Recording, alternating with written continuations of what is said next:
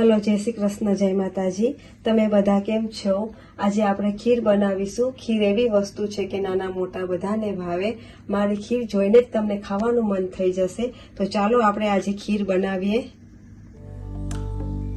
એક વાટકો broken rice છે, એને પહેલા અડધી કલાક આપણે પલાળી દેવાના.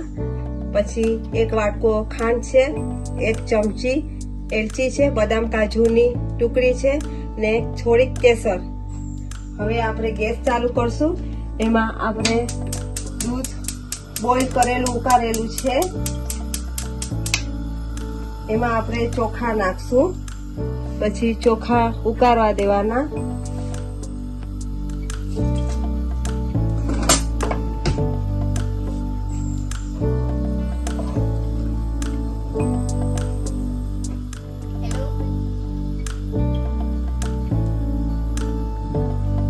ચોખા આપણે કુક કરવા દેવાના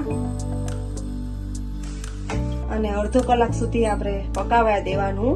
ને વચ્ચે વચ્ચે આપણે દાણો હલાવતા રહેવાનો કે જેથી બેસે નહીં. ને પછી ઘટ થાય તો સમજી લેવાનું કે થઈ ગઈ જ. પછી એમાં ખાંડ એડ કરવાની. દાણો દબાવીને જોઈ લેવાનો. પછી એક વાટકો જે આપણે સુગર કાઢી હતી એ આપણે એડ કરવાની. પછી મિક્સ કરવાનું.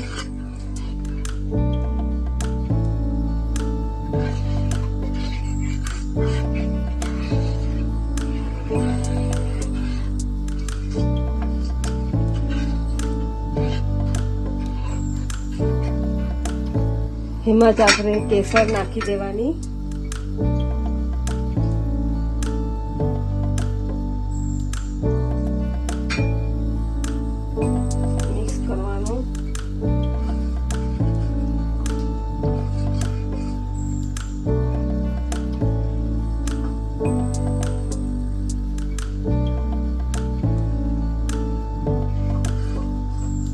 થોડીક વાર રાખવાની.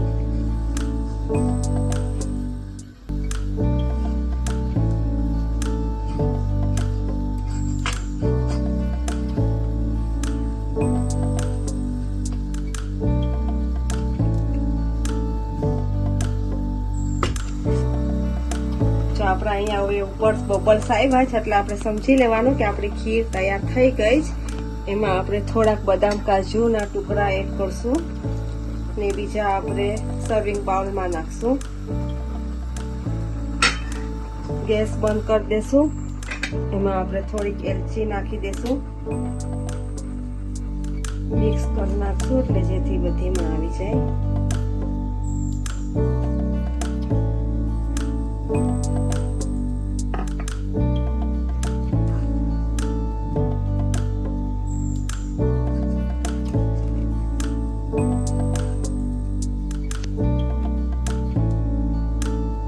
આપણે સર્વિંગ બાઉલમાં કાઢશું.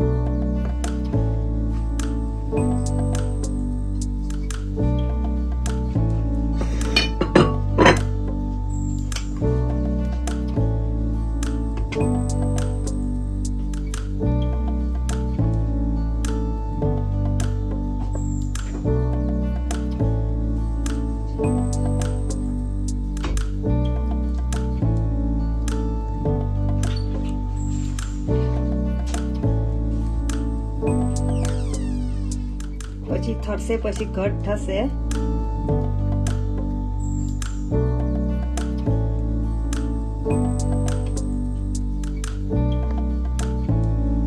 હવે આપણી ખીર થરી ગઈ છે તો આપણે એની ઉપર બદામ કાજુની સ્લાઈસ નાખશું ફરતી. એની સાથે થોડુંક કેસર છે.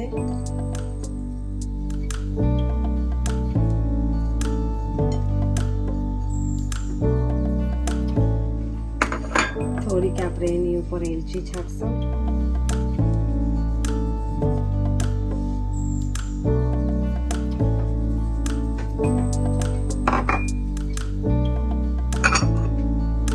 ગુલાબની ભાખરી મૂકશું એક.